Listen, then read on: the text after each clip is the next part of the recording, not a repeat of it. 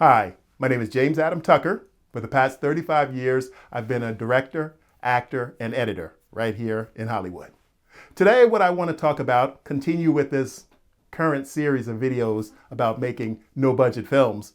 I want to talk about what are the most essential crew members that you need if you're making a film with no budget or a very, very micro budget.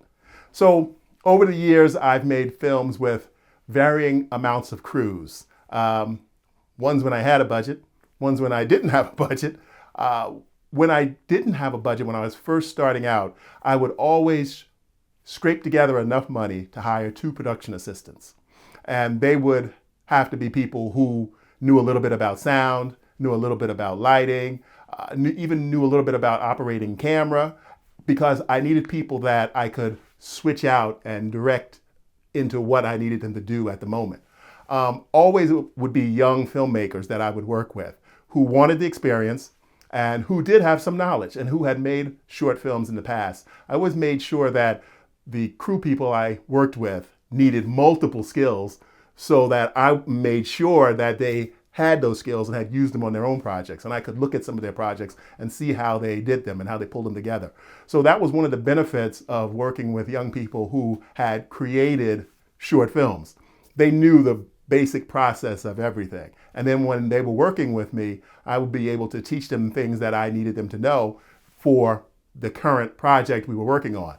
But what I have done over the years as I progressed, I would start to hire a cameraman who had his own equipment, knew what he was doing, people that I could rely on. That's when I started making larger budget films. I'd always hire a cameraman. That was one essential crew member. And I always like to work with camera people who own a camera similar to mine so that we could shoot dual cameras. And that really saved me a lot of time on many of the films that I made in the past. I know I've mentioned earlier a lot of what I call product movies that I made in the past that would go direct to DVD or direct to VHS.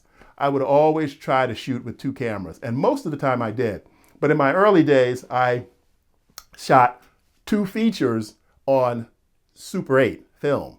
And I did have some crew members working on that with me because Super 8 film was a little bit more intensive, where you had to really pay attention to what you were doing to get it exposed correctly. Super 8 had a lot more latitude than like 16 millimeter or obviously 35 millimeter. I mean, it had not a lot more latitude, less latitude. You had less area, less room for errors.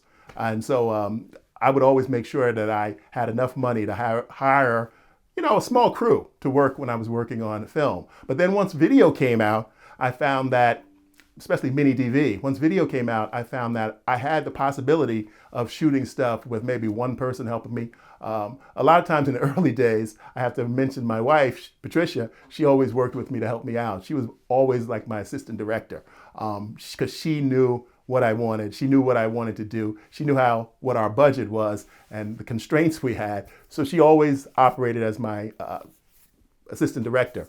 And she knew a lot of the behind the scenes stuff and would help me when I got caught up in the technical side of it. And she even came to the point as we worked together where she would work with the actors as far as directing their performance, because her and I would talk about how we wanted the actors, to perform, what we thought the details of the role should be. So Patricia could handle a lot of that for me in the early days, especially when I was shooting on film. But back to making the micro budget films. These days, I would say the essential people the optimum amount of people that I would use these days, I would love to have a cameraman who knows his equipment. And again, someone who possibly matches the camera that I have if that's what I plan on shooting with. So that way you could have those 2 views. Sound person. I love to bring in a sound person because sometimes as filmmakers, we forget how critical the sound is. The sound is a major, major point for filmmaking. Young filmmakers, a lot of times, even myself, got caught up with the cameras and whatever the special effects were and whatever, we were trying to do. And we sometimes let sound play a second fiddle because we think, oh, that saying that you don't want to hear, we'll fix it in post. That can be a nightmare, especially with sound. You want to get the best sound you can on the set. And whatever you miss or whatever doesn't work out as far as sound goes, you can dub that over. But that's a lot of work. dubbing and trying to correct sound. So it's always better to get the best sound you can. So again, let's go back to my wish list. If I'm doing a micro budget or no budget film, I try to get a cameraman, definitely get a cameraman, and I definitely get a sound person. So those are the two main bare bones that I would suggest, you know. So let's flip it over a little bit. What if you want to do a project, and I've done this in the past, it's probably been over 25 years since I did this, and I think I only did it one time where I operated as everything. It was a one-man band. I shot a feature film with my brother-in-law. He was the lead character, and I went through all the same process that I go through. He was the only actor that I didn't cast, that I didn't know. So he was one of the main characters. And I went through the whole process. We cast the film and everything and rehearsed the actors, the same thing I've been talking to you guys about in the previous videos. And I acted as everything. Camera, lighting, sound. It was kind of a nightmare. But ultimately I finished the film, and I've been trying, the film did get very limited distribution back in those days with a distributor who wasn't too reputable. But all the rights have returned to me. So that's a project that I'm thinking about trying to get up on Tubi, because a lot of my old films now are able to get a new life streaming. A lot of the ones, even the ones that were distributed, a lot of those rights have reverted back to me over a number of years. And so now I'm able to try to get those into this new thing that didn't exist, streaming. But anyway, back to the point. Cameraman, I would say, if you can, get a cameraman, obviously. Sound person, and maybe 2 PAs. That would be the optimum minimal that I would get if you can do that. But I still won't tell you not to try the one-man band thing.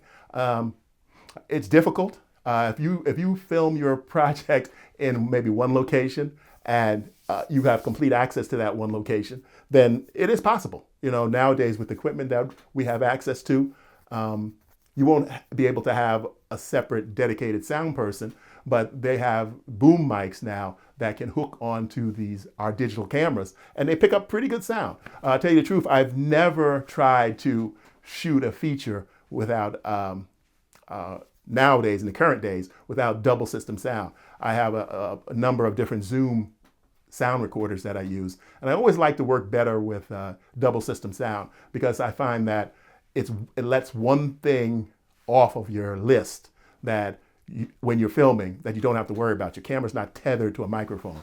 But that's another way to shoot in the one-man band style. So again, you can do that. And like I said in the past, I've done it. It was very difficult. And I don't think I ever did it again after that. Now, I have a side business where I do demo scenes for actors. And they're only short little scenes. At most demo scenes that I shoot for actors are between 1 and 3 or 4 minutes. So I do operate those alone. It's a really confined location. It's usually 1 or 2 locations. And we just shoot the demo scene. I have the shotgun mic on a C-stand mounted with a mic holder and a boom pole, and that's running directly into my Zoom, so I can start the sound and I can position the mic. And a lot of times in my demo scenes when I shoot, I limit the movement of the actors so that they can stay in frame and they can be clearly heard on the boom mic. And then what I do is I flip the camera around, I get the reversals, I get cut-ins, cutaways, whatever's needed. So demo scenes and really sample scenes, if you're putting together some sample scenes to show the quality of your work, yes, those can definitely be shot in the one-man band style.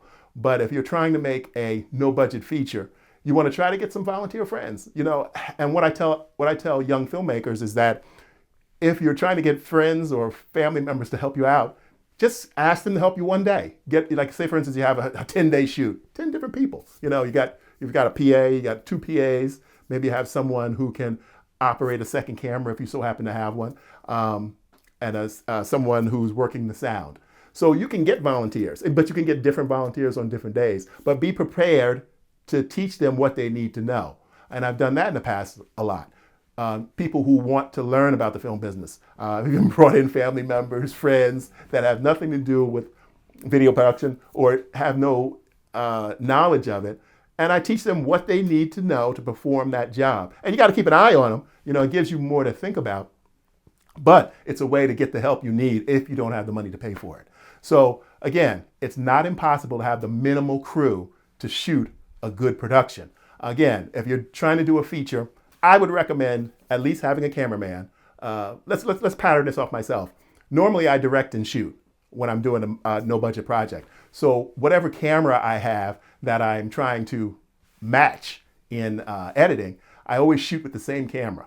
And I try to use the same lenses if possible. Sometimes I have to use different lenses, but most of the time I go with the exact same camera, make, model, everything, so that the images are really close and they're easy to color correct.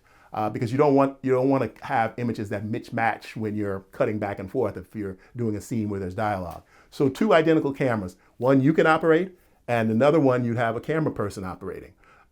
Then, like I said, you want 2 production assistants, so they can help you out with sound, they can help you out with moving the lights around, and you're teaching, like I said, you're teaching them as you go along. Lucky if you can get some people who have that experience and have shot their own short films.